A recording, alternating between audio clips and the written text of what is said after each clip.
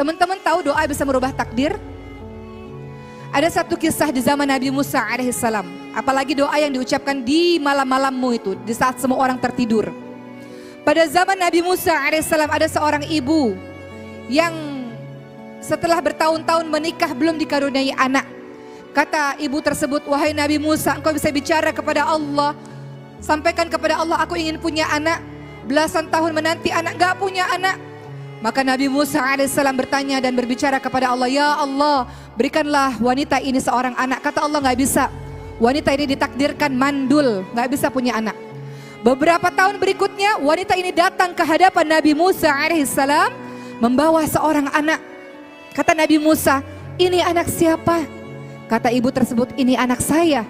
Kata Nabi Musa, bagaimana mungkin kau memiliki seorang anak padahal engkau ditakdirkan mandul?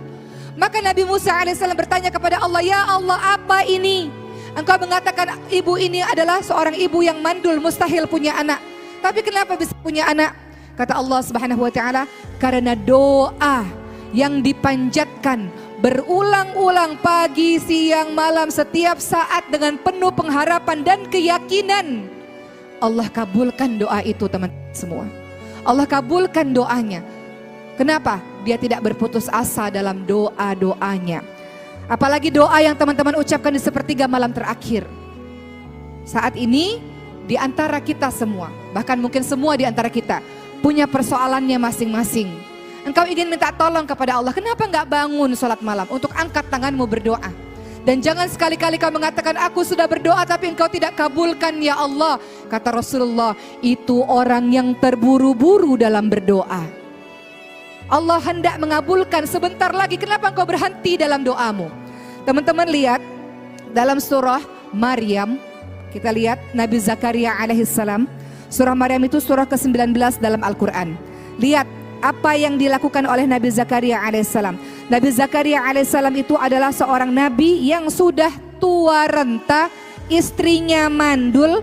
Tapi apa kata Nabi Zakaria alaihissalam? Teman-teman lihat dalam surah Maryam ayat ke-3 sampai ayat ke-4. Ini berkaitan dengan Qiyamul Lail yang di dalamnya ada doa. Ciri orang-orang soleh gak pernah ninggalin Qiyamul Lail dan selalu berdoa kepada Allah Subhanahu wa taala. Karena dia tahu gak mungkin menjalankan kehidupan ini tanpa pertolongan Allah. Dan kekuatanmu, senjatamu ada dalam doa-doamu yang kau panjatkan kepada Allah Subhanahu wa taala dengan penuh pengharapan. Nabi Zakaria sudah tua puluhan tahun berdoa, bukan setahun 2 tahun teman-teman semua. Nabi Zakaria alaihissalam puluhan tahun berdoa. Apa kata Nabi Zakaria? Dalam surah Maryam ayat ke-3 sampai ayat ke-4.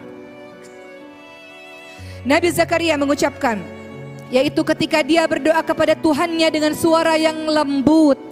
Kata Nabi Zakaria, ya Tuhanku, sungguh tulangku ini telah lemah. Ya Tuhanku, sungguh kepalaku ini telah dipenuhi oleh uban-uban. Rambutku ini sudah memutih. Namun aku belum pernah kecewa dalam berdoa kepadamu ya Allah.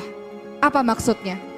Puluhan tahun aku berdoa ya Allah, gak pernah aku kecewa. Walaupun kau belum kabulkan doaku, gak pernah aku berhenti dalam doa-doaku wahai Allah. Itu kata Nabi Zakaria alaihissalam. Yang akhirnya teman-teman lihat, Nabi Zakaria alaihissalam pada akhirnya dikaruniai anak ketika istrinya sudah tua dan mandul. Gak ada yang mustahil bagi Allah Subhanahu wa taala. Bangun di sholat malammu.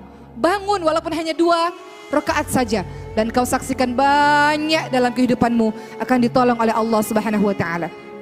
Kenapa gak bangun? Gak perlukah kepada Allah Subhanahu wa taala? Kenapa gak bangun? Kenapa malas untuk bangun? Kehidupanmu susah. Kehidupanmu tidak mudah. Hanya Allah yang bisa menolong kehidupanmu. Maka teman-teman sekalian, sholat malam ini sangat utama setelah sholat wajib tentunya. Karena sholat malam ini adalah sholat yang dimana kita bisa khusyuk. Kita berdua-duaan dengan Allah Subhanahu wa ta'ala. Kesibukan kita berkurang dari hiruk pikuk dunia. Sholat malam ini dilakukan pada saat semua orang beristirahat. Sholat malam ini bagi sebagian orang, mereka memilih untuk tidur dibandingkan dengan bangun untuk sholat malam. Sholat malam berat, sangat berat. Kecuali bagi orang-orang yang khusyuk dan mengharapkan perjumpaan dengan Tuhannya. Jadi ciri orang-orang saleh, engkau ingin mencapai cita-citamu. Tema kita pada hari ini, mencapai cita dengan cinta. Gimana bisa mencapai semua cita-cita tanpa melibatkan Allah di dalamnya, teman-teman semua. Maka ingat tadi, doa bisa merubah takdir dan doa itu memiliki kekuatan yang sangat dahsyat. Bangun teman-teman semua. Teman-teman lihat dalam surah Muzammil ayat 1 sampai 4. Apa kata Allah Subhanahu wa taala? A'udzubillahi minasyaitonirrajim. Ya ayyuhal muzammil, wahai orang-orang yang berselimut. Semalam kau berselimut. Bangunlah. Dikatakan berikutnya, qumil laila illa qalila. Bangunlah pada sebagian malam untuk sholat.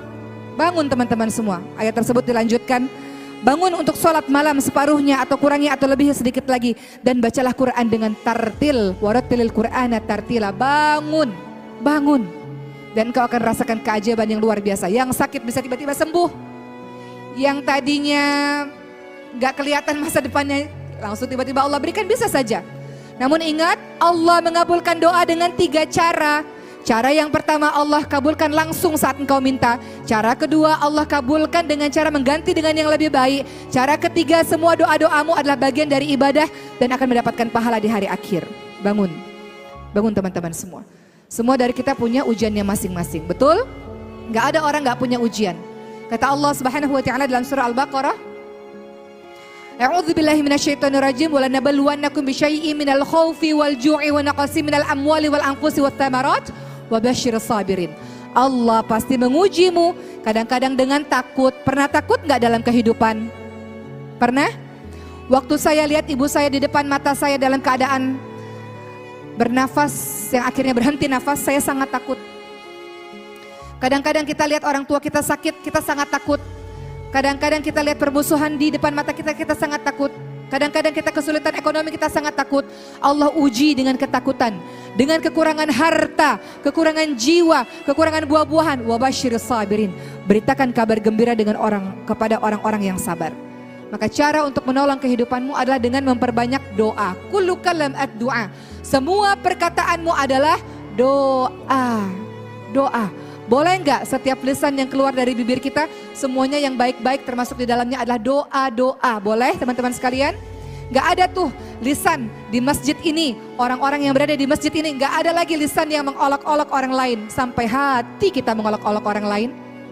Sampai hati kita merendahkan orang lain, teman-teman sekalian. Kita ini siapa? Orang yang kita olok-olok mungkin lebih baik dibandingkan dengan diri kita di hadapan Allah Subhanahu wa taala. Kita enggak mau jadi orang begitu. Lisan kita terlatih untuk mengucapkan yang baik-baik. Setelah tadi ciri-ciri orang saleh adalah tawadhu, rendah hati, dia sholat malam. Kemudian dia selalu doa kepada Allah agar dijauhkan dari neraka jahanam. Ciri yang keempat adalah dia gemar berinfak. Ternyata Islam ini tidak hanya hablum minallah, tapi juga hablum minan nas. Gemar berinfak, teman-teman lihat dalam surah Al-Furqan ayat ke berapa? Ayat ke 67. Boleh baca sama-sama? Berinfak itu bukan orang-orang kaya, bukan orang-orang yang mampu, tapi orang-orang yang mau. Betul nggak? Nggak harus nunggu jadi orang kaya baru berinfak. Betul nggak teman-teman semua?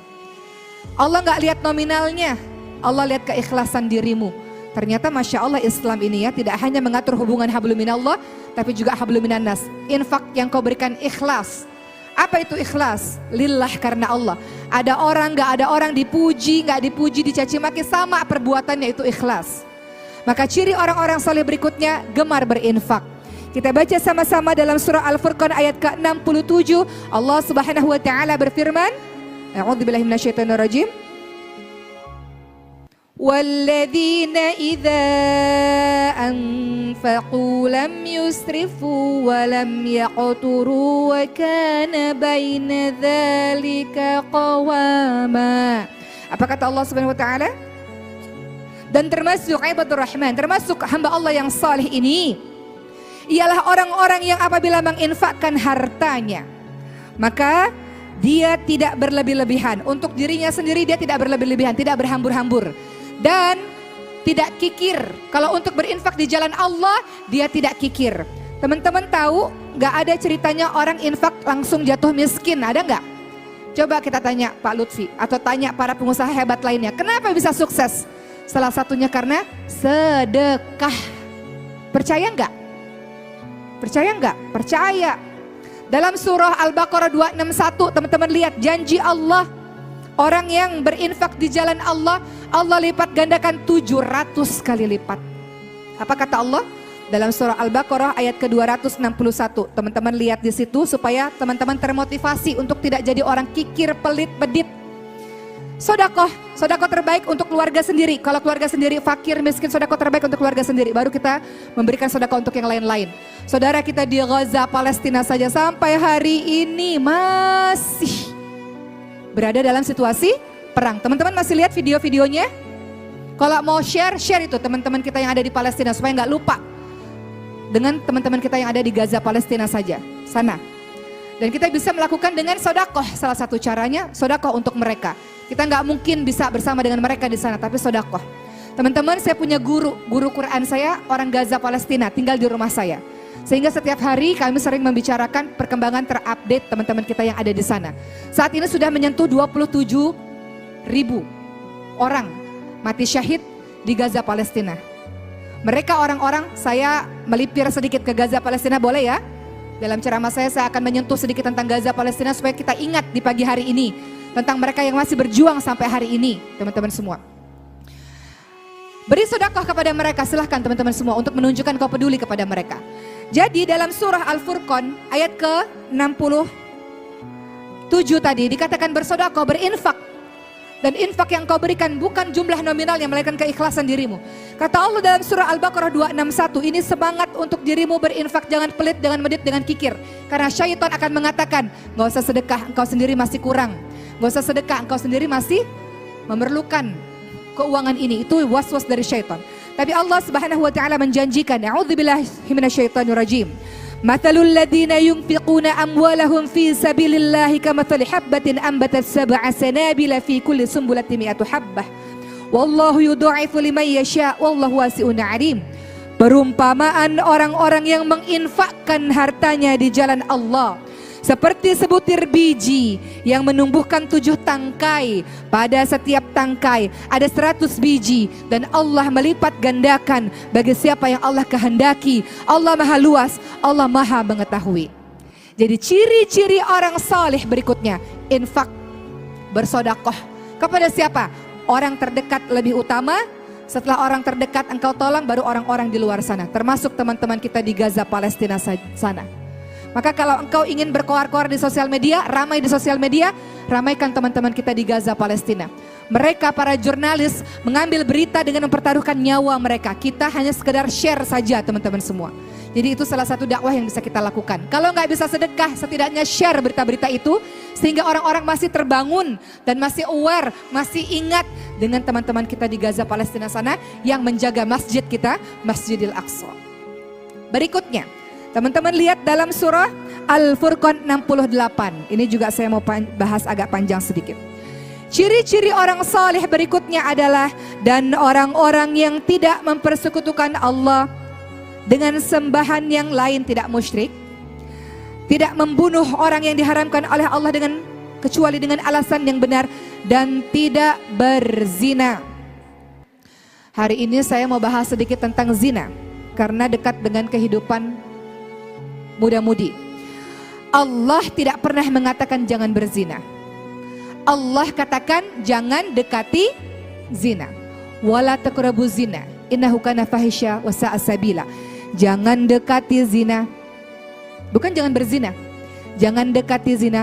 Memandang kepada yang bukan mahram dengan pandangan syahwat adalah mendekati zina. Tangan menyentuh kepada yang bukan mahram dengan syahwat adalah mendekati zina. Kaki melangkah ke tempat yang bukan mahram dengan syahwatmu itu adalah mendekati zina. Dan semuanya nanti akan terbukti dengan kemaluanmu. Nanti ujungnya ke situ. Tapi semuanya step by step teman-teman semua. Maka ciri orang-orang salih adalah dia menjauhkan diri dari hal-hal seperti ini. Saya mau cerita satu kisah lucu, boleh?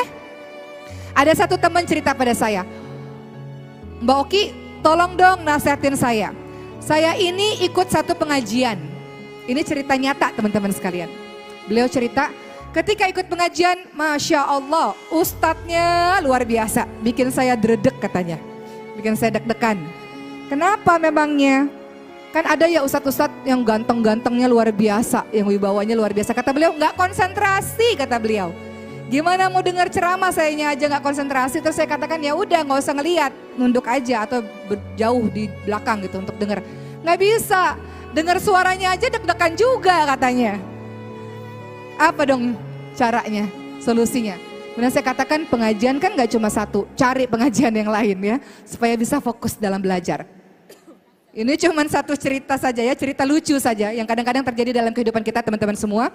Bagaimana sang ibu ini betul-betul ingin belajar sungguh-sungguh, namun ketika dia tahu ada hal yang mengganggu konsentrasinya, beliau langsung ganti, langsung pindah pengajian.